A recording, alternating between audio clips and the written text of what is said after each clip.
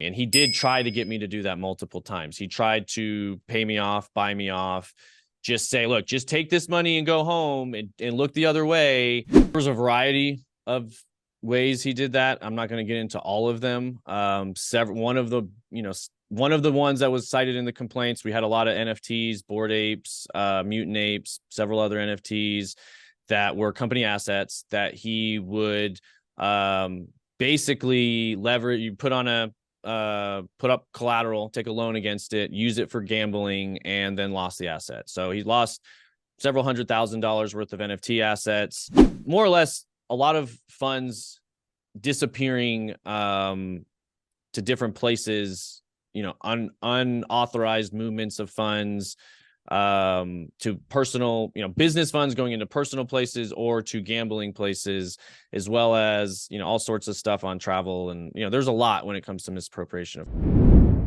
In today's video, we'll show you the best moments of the TJ Jet replica to Ben Armstrong over the Bitboy Crypto YouTube channel scandal on the latest Altcoin Daily interview. In this video, TJ explains his side of the story and exposes Bitboy for stealing millions of dollars from the company. TJ claims that Ben took funds from the company to his own bank account, and he also explains why they decide to kick out Ben of his network. If you like crypto drama, this video is for you. And if you're struggling in crypto or are already a trader, check our pinned comment for some massive sign-up bonuses. And he did try to get me to do that multiple times. He tried to pay me off, buy me off, just say, look, just take this money and go home and look the other way. You'll be happier. But I couldn't do that for all of the other employees knowing what I knew at that point. It was just too much. And like I said, it wasn't about the money for me. It's about what's doing. I think, it's about what's standing up for what's right.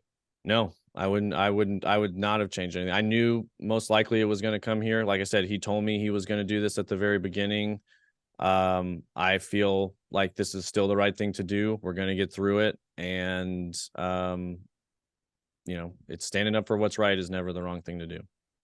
A variety of ways he did that. I'm not going to get into all of them. One of the ones that was cited in the complaints, we had a lot of NFTs, Bored Apes, Mutant Apes, several other NFTs that were company assets that he would basically leverage. You put up collateral, take a loan against it, use it for gambling, and then lost the asset. So he lost several $100,000 worth of NFT assets.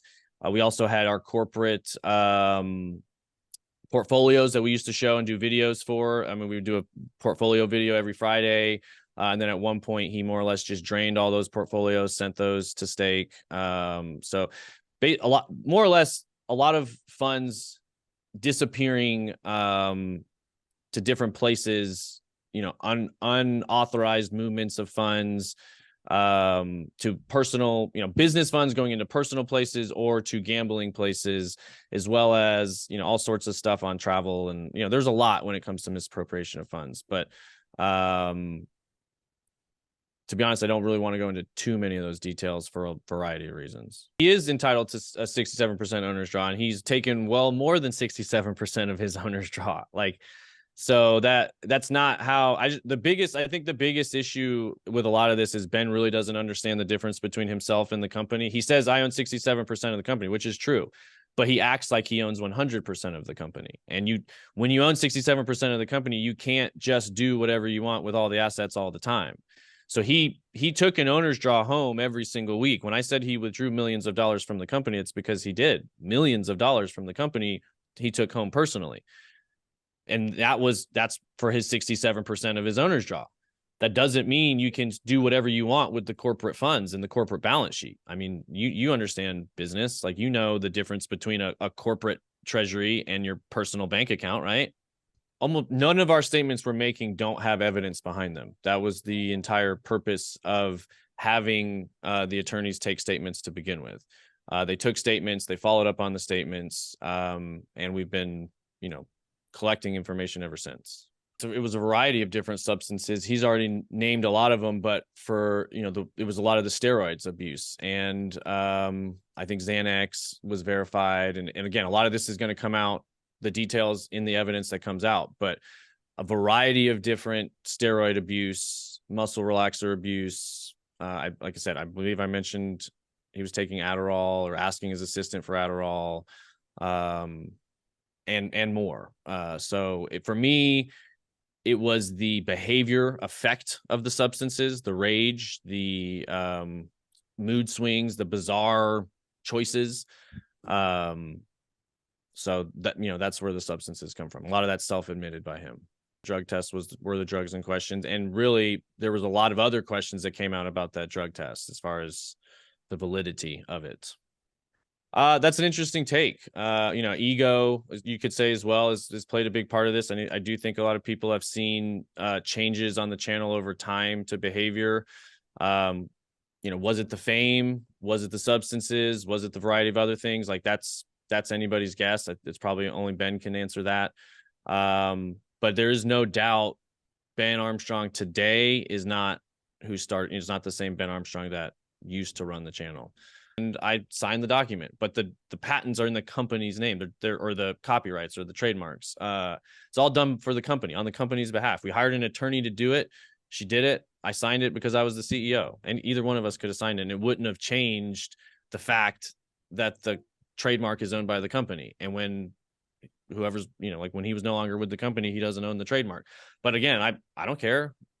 If we were going to rebrand anyway, and he wanted to still be Bitboy Crypto, like, what difference does it make to me? Like, that was all we could have talked about, any of that and all of that. Like, all this stuff he's saying about his son's channel being stolen, that's not true. The jerseys, like, none of that's true. They've never communicated a request for any of that stuff. It's all here, and sure, we'll transfer it to him. His son, I don't think, wants to do his channel right now. If he does, let us know. We'll be happy to work all that stuff out. But it needs to be communicated through attorneys, not through, right? I mean, right? He's threatening me right now. He's still sending me threatening texts and texting my wife, and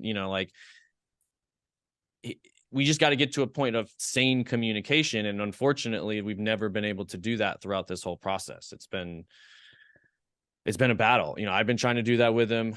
Like I said, his uncle came into town for a week and tried to talk to him and call him and, and get him to go to rehab, get some help, whatever it was. And he's just been unwilling to listen and receive help from almost anyone.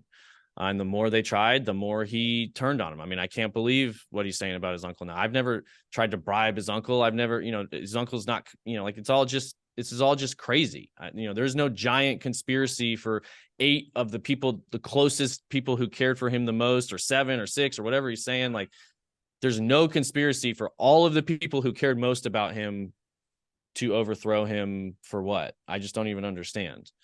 So that's what's very frustrating for all of us in this situation, is it's causing, I mean, we've been going through hell here for the last 3-4 weeks, people in tears, playing counselor every day. Like I said, getting threatening messages, all the hate that's getting spewed on social towards us it's a lot for a lot of these people. It's a lot for me.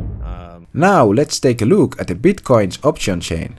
Let's take a look at how the Bitcoin options market volatility implied move.